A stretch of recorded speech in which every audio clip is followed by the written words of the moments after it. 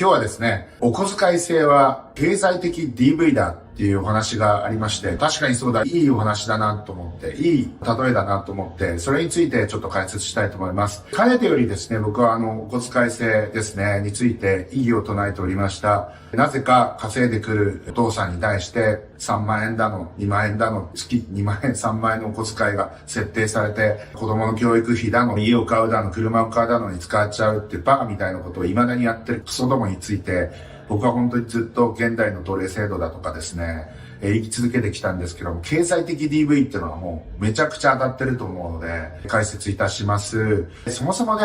子供の教育とかね、今金かける時代じゃないのよね。勉強して頭が良くなる。そういう層って、もうはっきり言って、高い塾とか、中学受験とかさせてる場合じゃないんだよね。YouTube でいろんな学習用の教材あるし、もうそれこそベーシックなやつだったらスタディサプリみたいなのあるし、もっともっとレベル高い人はもういくらでもですね、ユーデミーとかね、いろんなところで学びのコンテンツは無限にあって、しかもなんかもう翻訳アプリとかもあったりとかするんで、世界中のコンテンツで英語だろうが中国語だろうが翻訳して見たり聞いたりとかすることができる時代になんでクソみたいな教え方しかできない学校の先生のところに行かなきゃいけないのっていうふうに逆に思ってます。それもやっと最近ね、インターナショナルスクールは前からありますけど、オルタナティブスクールとか、僕もね、ゼロ高等学院のゼロ初等部っていうのを作ろうとしてますけれども、僕は本当はそんな高いところに行かなくてもいいと思っていて、子供の教育費が本当に限りなく安くできる。で、家なんか買っても意味ないんで、ライフスタイルって本当10年スパンで変わっていくから。うちの親もなぜか田舎に俺がなんか帰ってくると思ってて、何部屋も作ってたけど、帰ってくるわけねえじゃんとかって思うわけですよ。それただの親のエゴでしかないし、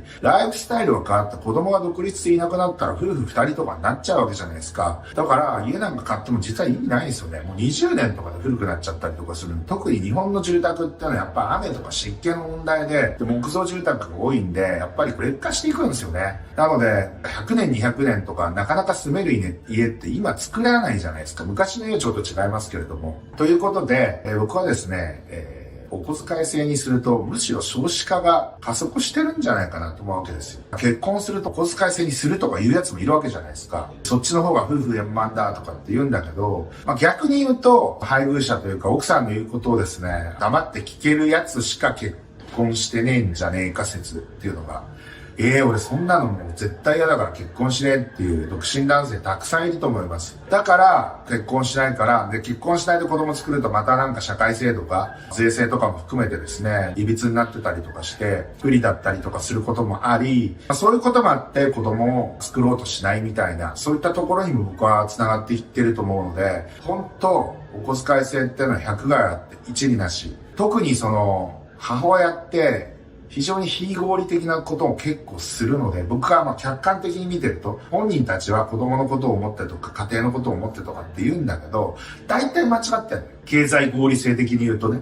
いや、経済合理じゃないとかって言うんだけど、お小遣い制にしてるのはそもそもどうしてそうなってるのかって言ったら、無駄なことに金を使ってるからお小遣い制にせざるを得ないわけじゃない。